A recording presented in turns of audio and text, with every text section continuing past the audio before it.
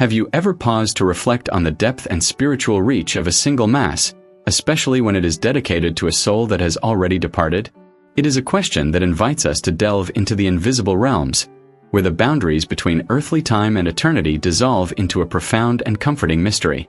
This is a theme that resonates with many who seek to understand the connection between life and death, and how the Catholic faith offers a path to that union.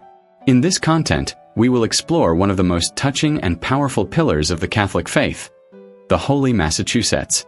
More than a rite, it reveals itself as a sacred bridge, capable of uniting the living and the deceased, a vibrant testimony of love that transcends the barrier of death. For those seeking to understand the meaning of the Mass for the dead, this is an invitation to a profound reflection on intercession and divine mercy. Imagine for a moment that by participating in a Mass for a departed loved one, your prayers are not mere words cast to the wind. They transform into true arrows of light, penetrating the dense shadows of purgatory. In this place of purification, where souls are refined by the transformative fire of divine love, every sincere prayer, every consecrated host, acts as a celestial balm. It is a relief that calms the ardent longing for paradise, a comfort that accelerates the encounter with eternal glory. The Church, in its millennial wisdom, teaches us that the Eucharist is the unbloody renewal of Christ's perfect sacrifice on the altar. When we unite our intentions to this sublime act, we insert ourselves into an uninterrupted flow of grace, a river of mercy that has the power to propel the soul on its final journey towards beatitude. But how does this spiritual dynamic manifest itself? What really happens on the spiritual plane when the priest elevates the host and the chalice, uttering the words of consecration? Catholic theology reveals to us that the Mass is not restricted to the walls of the Church. Its power expands, resonating in the heavens, touching hearts in purgatory, and even echoing in the depths, like a beacon of infinite divine mercy. The souls in purgatory, though already assured of their salvation, long for our prayers with an unquenchable thirst, like one seeking water in the desert. And the Holy Mass is, without a doubt, the purest and most abundant source we can offer them. It is not about our limited merits, but about the unlimited power of Christ's blood, shed out of love for humanity. Throughout this journey of understanding, we will unveil the visible rites that unfold on the altar, but also the invisible dramas that operate in souls undergoing purification. We will see, through the revelations of saints and mystics, the indescribable relief that a single Mass can bring to these suffering souls.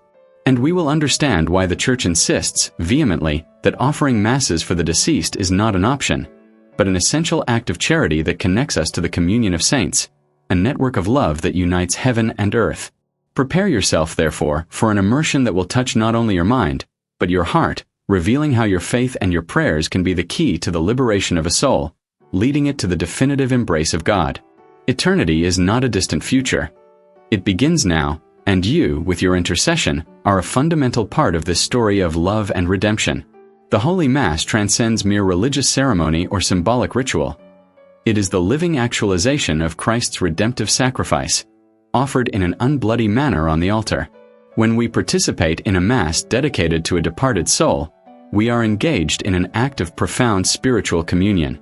It is as if, through our faith and prayer, we lead that soul directly to the foot of the cross of Calvary, where the blood of Jesus Christ continues to cry out louder than any sin, offering purification and redemption.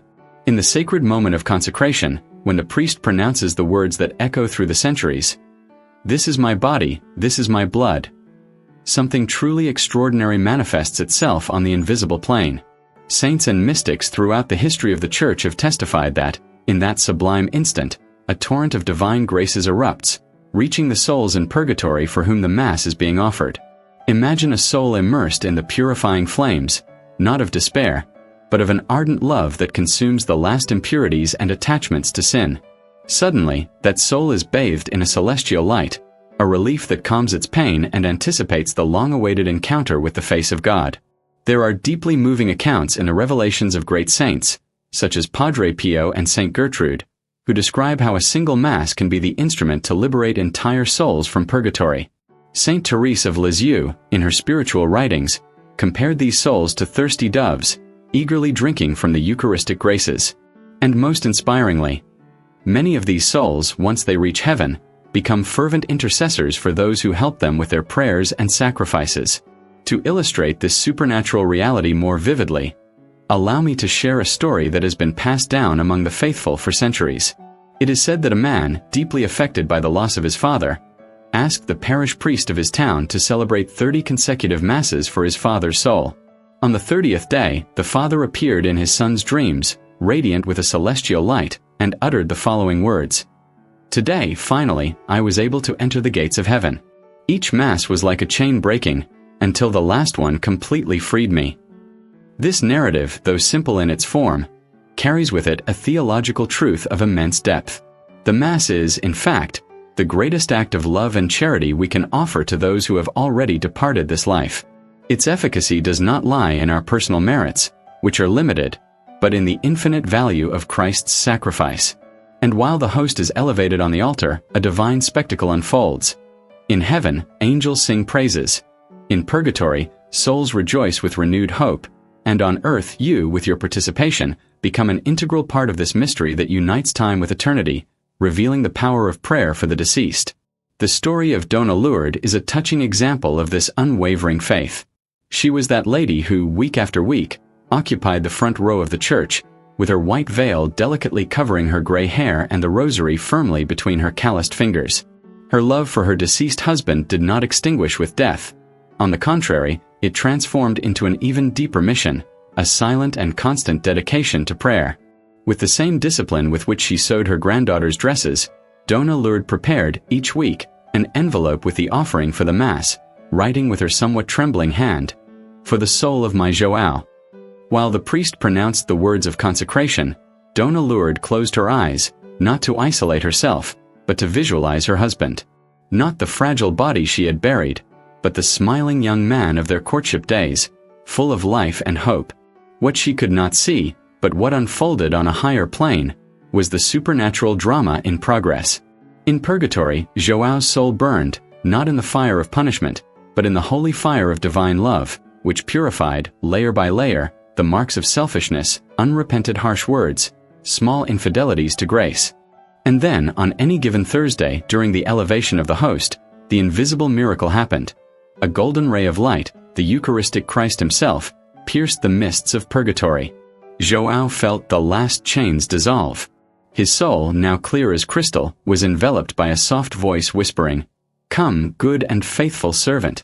Simultaneously, in the church pew, Dona Lourdes felt an inexplicable warmth in her chest and a warm tear rolled down her cheek. She was unaware, but at that exact moment, João kissed her forehead for the last time, before entering the heavenly banquet. The saints teach us that souls liberated by the power of the Mass become our most faithful intercessors in heaven. João, now clothed in glory, never forgot his beloved wife. On nights when loneliness gripped Dona Lourdes' heart, an inexplicable scent of roses filled her room. When she stumbled on the way to church, she felt an invisible hand supporting her arm, offering assistance. And at the hour of her own death, decades later, who do you think was the first to receive her in heaven? This story, which could be that of any grandmother in any city, reveals a profound and transformative truth. The Mass is the powerful lever that moves heaven and purgatory. Each consecrated host is a piece of Calvary offered anew, a sacrifice that is renewed for the salvation of souls. And the unwavering love of a faithful heart like Dona Lourdes is the spark that ignites this inextinguishable flame of divine mercy. The tradition of the Catholic Church unveils a deeply moving and essential truth for our understanding of life after death. The souls in purgatory, though already certain of their eternal salvation, live in a state of profound spiritual helplessness. They are like thirsty travelers in a vast desert, unable to quench their insatiable thirst for God by themselves. Their only hope and dependence lie in our prayers, in our sacrifices, and above all, in the holy and redemptive sacrifice of the Massachusetts. This is the foundation of that blessed solidarity we know as the communion of saints, an indissoluble bond that allows us, who still pilgrimage on earth, to succor and alleviate the suffering of those who are purifying themselves in purgatory. When we offer a Mass for a soul, we are, in truth, presenting to God the Father Christ himself, the Immaculate Lamb, as intercession on behalf of that beloved person. It is as if, in an act of humility and faith, we were to say to the Eternal Father, "Lord, I do not offer you my merits, which are few and imperfect, but I offer you your own Son, whose blood shed on the cross possesses an infinitely greater value than all the sins of the world. And God, in his perfect justice, tempered by his infinite mercy, accepts this perfect offering, applying its fruits of grace to the soul for whom the Mass is celebrated. The mystical accounts that permeate the history of the Church are unanimous in testifying to the liberating power of the Eucharist. Saint Gertrude the Great, in her Celestial Revelations, narrates how, during a feast of all saints, she witnessed a countless multitude of souls ascending to heaven during the celebration of the Massachusetts Saint Nicholas of Tolentino, revered as the patron saint of the souls in purgatory, received in life the divine promise that all Masses celebrated through his intercession would result in the immediate liberation of numerous souls. And blessed and Catherine Emmerich, in her visions, observed during the consecration rays of divine light reaching the souls in purgatory, like arrows of pure mercy, bringing relief and hope. This profound mystery should ignite in our hearts a flame of love and responsibility. How many of our loved ones, a grandfather who taught us to pray, an aunt who took us to church, a friend who departed without a chance to say goodbye, might be needing at this very moment that Mass that we perhaps failed to offer? All of them remain alive in God's memory and in the powerful efficacy of our prayers. Therefore, the next time you participate in Holy Mass, I invite you to perform this exercise of profound faith. In the most solemn moment, when the priest elevates the Holy Host, close your eyes for an instant and imagine heaven opening in glory, angels bowing in reverent adoration, and the gates of purgatory being illuminated by the resplendent light of the consecrated host. Visualize the soul for whom you pray being enveloped by this purifying light. Perhaps, who knows, at that very instant, it is being freed from its last bonds. It doesn't matter if you can't see with physical eyes. It doesn't matter if you don't feel any palpable emotion.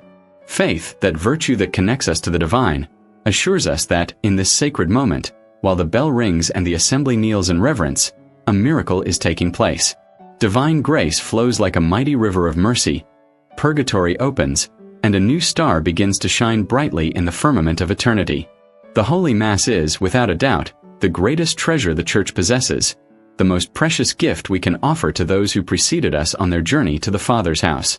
And every Mass celebrated with this pure intention is like a new Pentecost for thirsty souls, a new and powerful explosion of grace that erupts in the mysterious silence of purgatory. May we never forget this sublime responsibility and this immense privilege. To be, while we pilgrimage on this earth, the good Samaritans who pour the oil and wine of mercy on the wounds of souls walking towards the fullness of the beatific vision. Because one day, we too may need this current of intercessory love, and then the Masses we offer today will transform into seeds of eternal gratitude, harvested in celestial glory. This is the true power of the Mass for the souls, a crucial topic for those seeking to deepen their faith and understand life after death from a Catholic perspective. Thank you for watching this video. Leave your like and subscribe to the Living Hope channel on YouTube. Activate notifications by clicking on the bell to receive other publications.